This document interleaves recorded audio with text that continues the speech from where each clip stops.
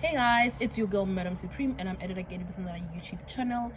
I've been off YouTube for quite some time because I've realized one thing about me. I've been overthinking this YouTube thing. Hence today, I was like, you know what? Never mind the aesthetics, precious. Never mind the setting up and everything. You are outside. You feel like recording. So we're gonna go with that, baby girl, and this is what I'm doing. By the way, I was just painting. I'm not done yet. So yeah, I'm just waiting for this to to dry up so that I draw something on top of whatever that I've just painted now. So guys, one thing about me, as you guys have guessed by the title of the video, is that I'll be telling you guys about how I managed to travel abroad for free as a South African university student. Yes, as a South African university student, and how you can get to work your way through having to grasp this kind of opportunities yourself, right? So this is not a what is that? This is not a how can I put it? Okay, fine. Most definitely this work that needs to be done in one having to qualify for the traveling bursary that I've gotten, right? I just believe that the main purpose of this video is for me to level the playing field, because a lot of people do not know about this bursary, right? So whenever the opportunity comes, you find that some people did not really work on themselves enough for them to qualify for this prestigious bursary, right? So what I'm trying to say is that if everybody can have this information, therefore when you get it, you know that, oh, I got it because I've had the information, just that things just did not happen to work out, unlike not getting it and knowing very well that you would have stood a chance of you getting it, right? So with no further ado, I just don't want to be rambling on this video. Without wasting any more time, let's head straight to the whole jazz of things. Let me put this here.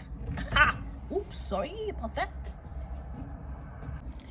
So this video is going to be in two segments. The first segment, it's me telling you about the bursary, how I got it, the experience, the exposure that I've gotten right after getting it and stuff, and traveling and all that.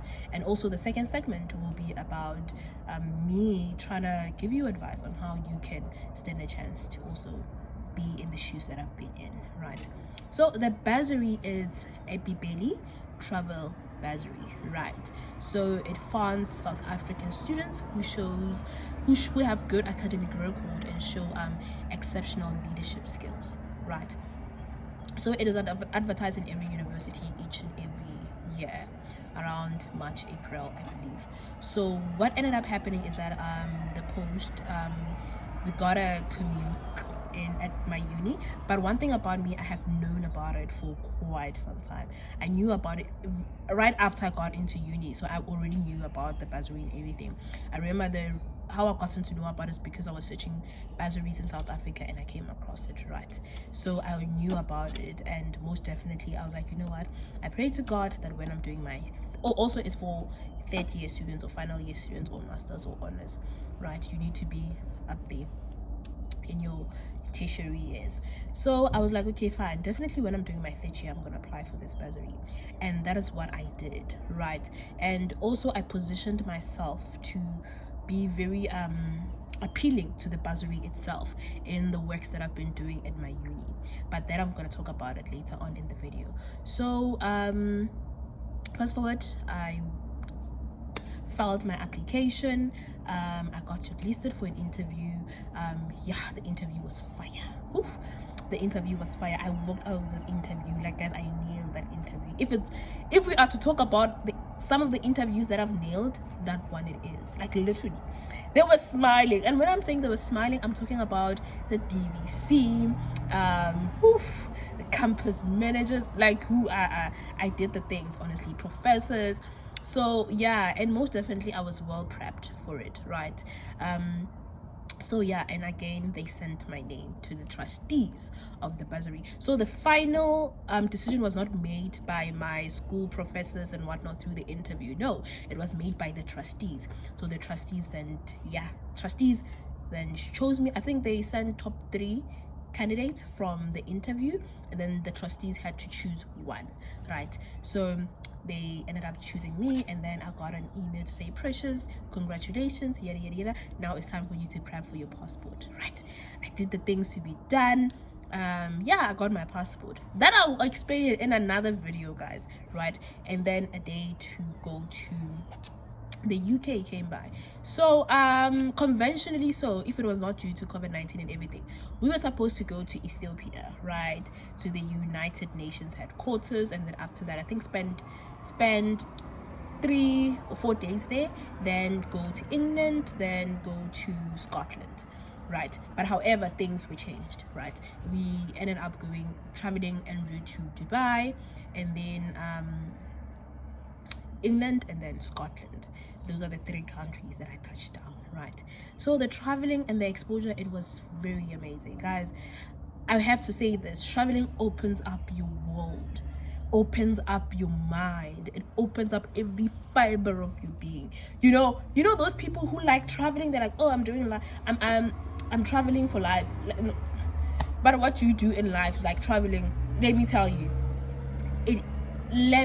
I do not blame them. And now having done that, I see, there's so much to life than just, where I exist or where I was born, so it opens you up. It does open you up, seeing certain views, certain landscape, being exposed to a certain climate that you're not used to. That on its own, it's like mind-blowing, right? Set culture differences and whatnot. So yeah, Dubai was very beautiful. And then we went to England.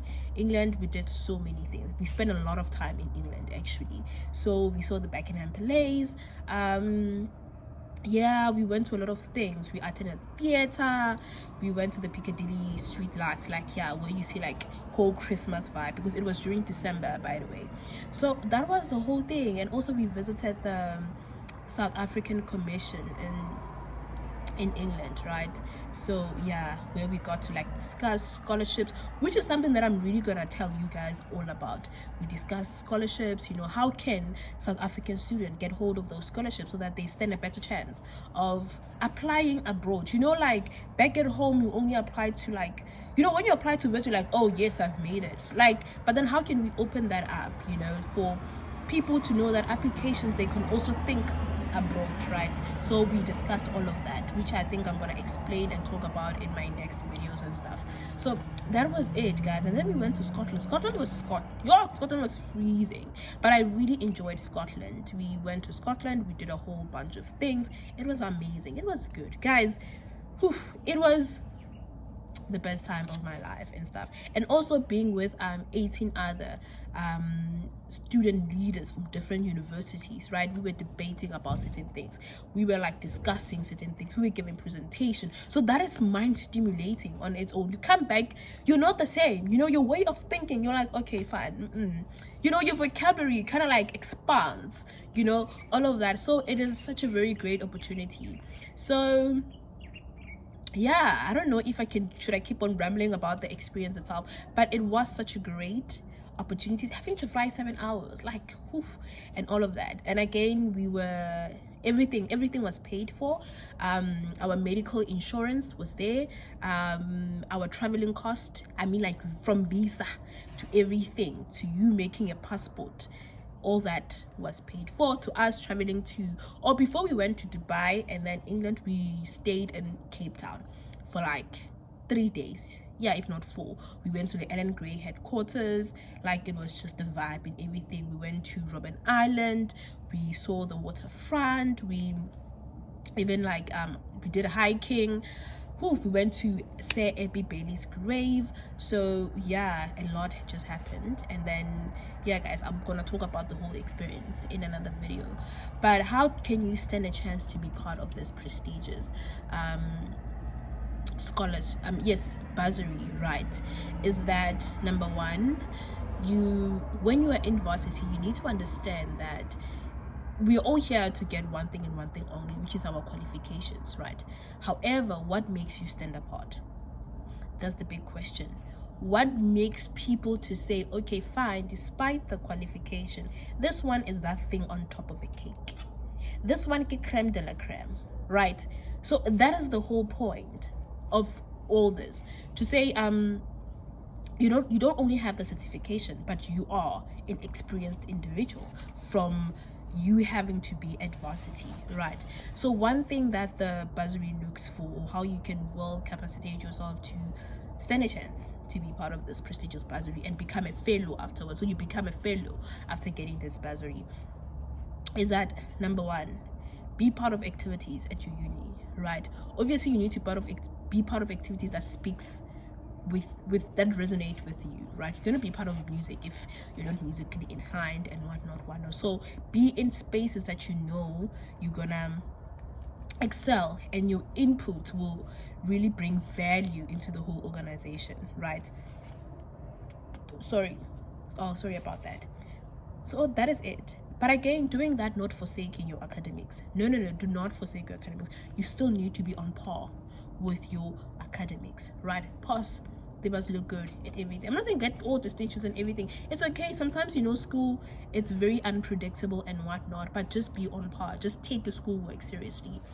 But again, outside of activities within the university borders, you need to make sure that you're an active citizenship of South Africa. You're an active citizen of South Africa. Active citizenship is very important. How so? With me, I used to visit schools because I love education and I just love inspiring. So my work involves that. As much as I'm active within the university borders, but again, I make sure that even in my local community, I am a force of change. So you need to make sure that whatever that you do, also you extend it out of the university, because you're not going to stay in the university for all your time, right? So engagement, scholarship of engagement outside university, it's very important. And I'm not saying be like me, visit schools and do whatnot. Perhaps work on projects within your university that also bring impact outside of your university. Perhaps you guys are working on, maybe you're doing medicine and you're working on what I don't know, or maybe you're doing ICT and you guys are working on an app that will help local vendors to speed up their, I don't know, something, that on its own, again, it's an effort that you're making to make sure that makes people or the trustees to understand, oh no, this individual here, it's not just only an individual who only thinks for themselves, or who is part of like who is part of leadership roles just to fill their ego. No, but again, they understand that they don't only exist by themselves, but they exist in a social context, and therefore it's very important. That one, it's very, very much important, because they look for academic skills, good academic record, number two, they look for excellent leadership skills.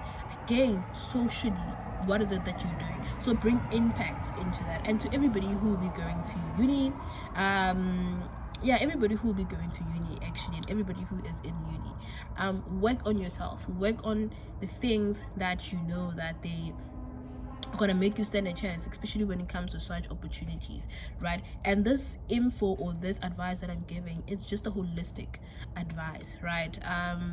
It's not only for this bursary only, but also for any other opportunity that might come your way, be it employment, be it whatsoever. Because we talk about Chivney bursary, we talk about the Commonwealth bursary thing, which I'm gonna get into details about if you want to study abroad. But yeah, those opportunities, they will require of you to showcase yourself in a way that is, makes you to stand out. So I'm looking at the time and I'm thinking that we shall end the video here, ladies and gentlemen. How about that? Yeah, we will end the video here, and thank you very much for legally listening to me, hopefully next time. This is one of the videos that I've really loved making, because I was not overthinking the whole process of shooting and whatnot. So yeah, and hopefully you will tune in next time. Bye bye.